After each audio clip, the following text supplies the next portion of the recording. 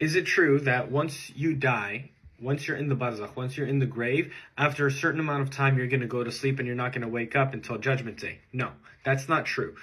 Once you die, or once your body dies and your soul leaves your body, there's no more sleep. Sleep is only in this realm. Sleep is only in this dunya that we're experiencing right now. And that's why it's called Hayatul Barzakh, the life of the Barzakh. There's no sleeping, there's nothing like that. And the life of the Barzakh, it's either a glimpse of the blessings and the bounty and the opulence that you're going to experience in paradise, or it's a ditch of the fire, wal-'iyadhu billah. And in that life, in Hayatul Barzakh, you are either one of three people. You're either one of three people. The first category is a true, sincere believer. The angels, Munkar and Nakir, they come. Who is your Lord? They ask you these three questions. Who is your Lord? What is your way? What is your religion? And who is the messenger that was sent to you?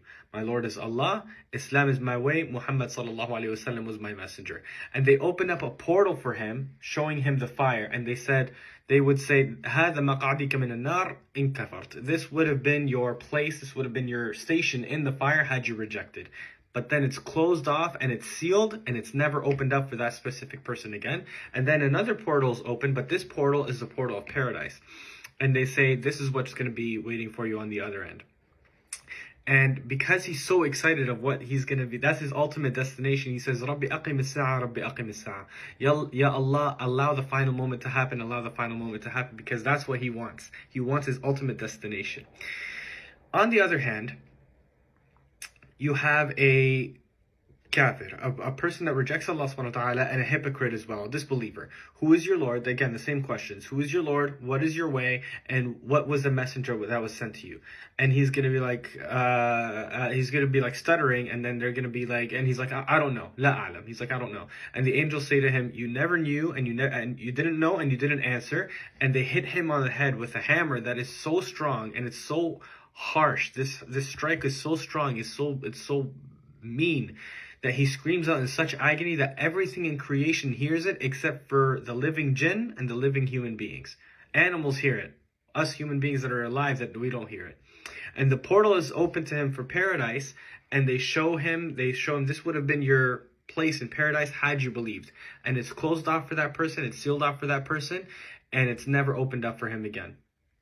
And then a portal of hell is opened up, and he gets a whiff of its punishment, a whiff of what's going to come to him. And he says, Ya Allah, don't allow the final moment to happen. Don't allow the final moment to happen. Because he doesn't want to go there. He knows that's his ultimate destination. He doesn't want to go there.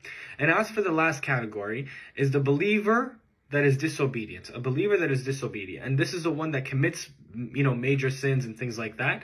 And this basically is unique to that specific person. The person that completely doesn't care, other people are not as careless, and so on and so forth.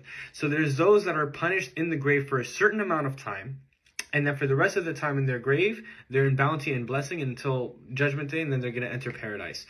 And there's others that are going to be punished in their grave, and they're also going to be punished in the akhirah. They're also going to be punished on the Day of Judgment. And then after that amount, they're going to go, after they serve their time in the grave and after they serve their time in the fire, wal-'iyadhu billah, that's when they're going to enter paradise. Because it just depends on how many sins that they had done in this dunya, and the amount and how big they were. Zina, fornication, alcohol, riba, things like that.